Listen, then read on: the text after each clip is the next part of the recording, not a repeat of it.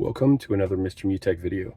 Today I'm going to show you how to turn off the remote clicking sound that you might hear on your remote when you're going through options. You can hear the little click sound. So if we want to go ahead and get rid of that, I'm going to show you how to do that today easily through the menu settings. So go ahead and press up or down on your remote until you get to the settings option. Then go ahead and click on OK on your remote.